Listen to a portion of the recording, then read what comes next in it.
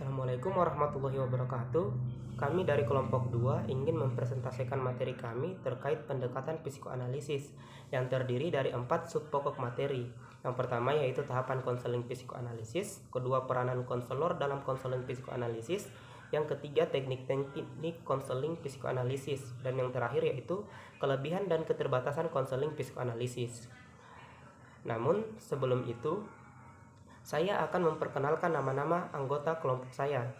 Yang pertama, saya sendiri itu Laude Ahmad Haidir dengan NIM A1Q121036 selaku moderator, kemudian Wisnu dengan NIM A1Q121081 selaku pemateri pertama, kemudian Waode Rizky dengan NIM A1Q121024 selaku pemateri kedua, kemudian Sri Ayu Widyaningsi Waode dengan NIM A1Q121018 selaku pemateri ketiga.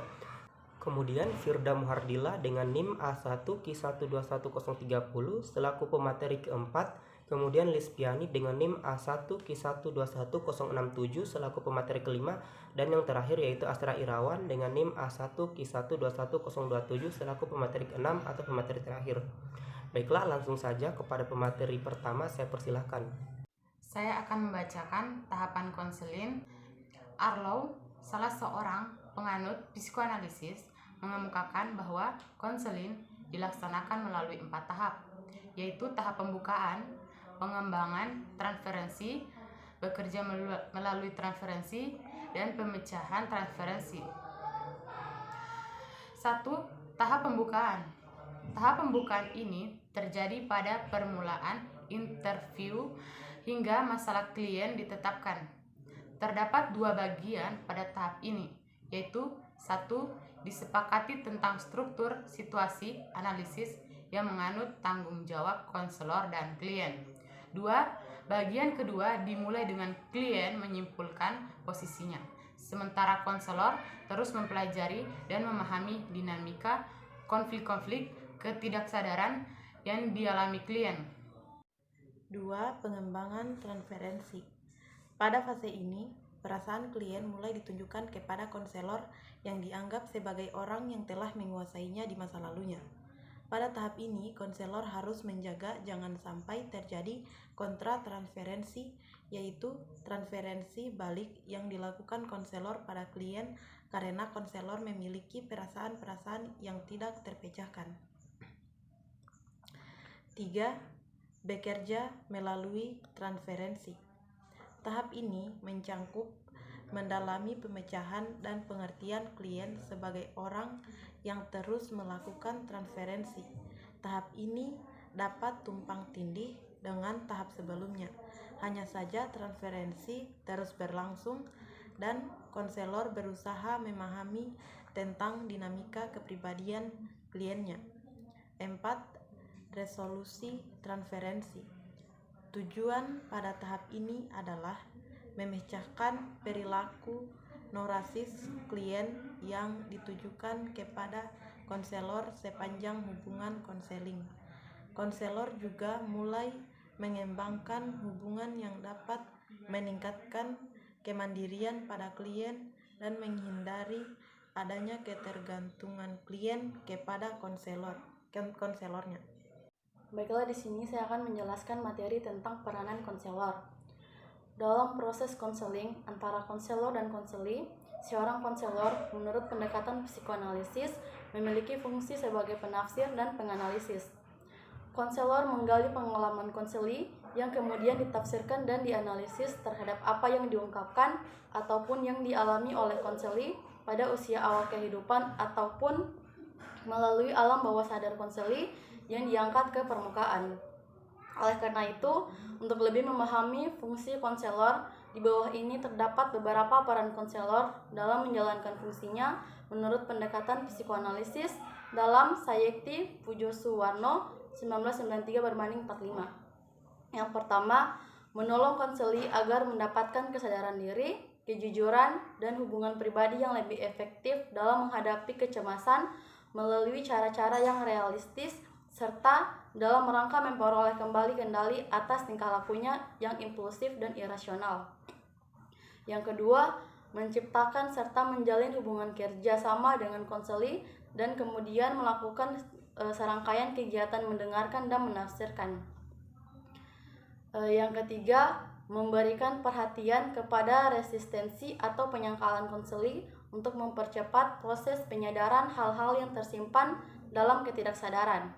Sementara konseling berbicara, konselor berperan mendengarkan dengan penuh perhatian, menganalisis dan menginterpretasikan ungkapan-ungkapan konseling.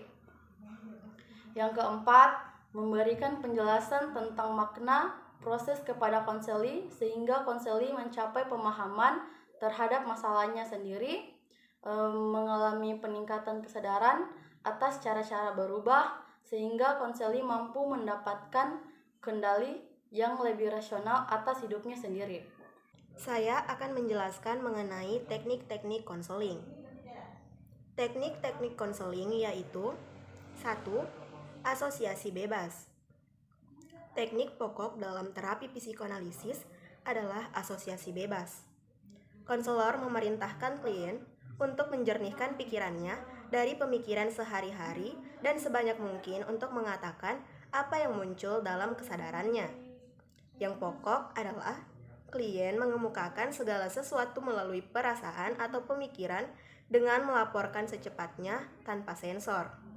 Metode ini adalah metode pengungkapan pengalaman masa lampau dan penghentian emosi-emosi yang berkaitan dengan situasi traumatik di masa lalu. Asosiasi bebas adalah satu metode pengungkapan pengalaman masa lampau dan penghentian emosi-emosi yang berkaitan dengan situasi traumatik di masa lalu. 2. Interpretasi. Interpretasi adalah prosedur dasar yang digunakan dalam analisis asosiasi bebas, analisis mimpi, analisis resistensi, dan analisis transparansi. Prosedurnya terdiri atas penetapan analisis, penjelasan, dan mengajarkan klien tentang makna perilaku dimanifestasikan dalam mimpi, asosiasi bebas, resistensi, dan hubungan terapeutik itu sendiri. Fungsi interpretasi adalah membiarkan ego untuk mencerna materi baru dan mempercepat proses menyadarkan hal-hal yang tersembunyi. Baik, selanjutnya saya akan melanjutkan materi dari pemateri sebelumnya, yaitu resistensi. Freud memandang resistensi sebagai suatu dinamika yang tidak disadari, yang mendorong seseorang untuk mempertahankan terhadap kecemasan. Interpretasi konselor terhadap resistensi ditunjukkan kepada bantuan klien untuk menyadari alasan timbulnya resistensi. Kemudian transferensi. Transferensi muncul dengan sendirinya dalam proses terapeutik pada saat di mana kegiatan-kegiatan klien masa lalu yang tak terselesaikan dengan orang lain menyebabkan dia mengubah masa kini dan mereaksi kepada analisis sebagai yang dia lakukan kepada ibunya atau ayahnya atau siapapun. Kelebihan dan keterbatasan psikoanalisis antara lain yang pertama, konselor bisa mengetahui masalah pada diri konseli karena prosesnya dapat dimulai mencari pengalaman masa lalu konseli. Selanjutnya yang kedua, membantu konseli mengetahui masalah yang selama ini disadarinya. Yang ketiga, menolong konseli mendapatkan pengertian yang terus-menerus pada mekanisme penyesuaian diri mereka sendiri. Yang keempat, membentuk kembali kepribadian konseli dengan jalan mengabaikan hal yang tidak disadari menjadi hal kembali dengan menitik beratkan pada pemahaman dan pengenalan pengalaman pada masa anak untuk ditata, didiskusikan, dianalisis, dan ditafsirkan sehingga kepribadian konseli bisa direkonstruksi kembali. Yang kelima, meningkatkan kesadaran dan kontrol ego terhadap impuls berbagai bentuk dorongan naluri yang tidak rasional. Keterbatasan konseli psikoanalisis antara lain, yang pertama, waktu yang dibutuhkan dalam terapi terlalu panjang. Yang kedua, diperlukan konselor yang benar-benar terlatih untuk melakukan teknik psikoanalisis. Yang ketiga, pandangan yang terlalu deterministik dinilai terlalu merendah martabat manusia. Yang keempat, terlalu menekan pada libido, padahal tidak semua hal dapat dijelaskan dengan libido. Yang kelima, pengalaman masa kecil sangat menentukan atau berpengaruh terhadap kepribadian masa dewasa. Baiklah, itulah tadi presentasi yang dapat kami bawakan pada video kali ini.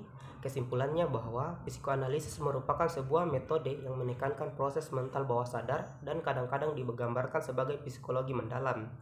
Nah, psikoanalisis juga merupakan suatu metode penyembuhan yang bersifat psikologis dengan cara-cara fisik. Manusia bersifat tidak rasional, tidak sosial, dan destruktif terhadap dirinya dan orang lain. Nah, pada era sekarang ini semakin maju kehidupan, maka semakin kompleks pula permasalahan yang individu alami. Sekian dan terima kasih. Wassalamualaikum warahmatullahi wabarakatuh.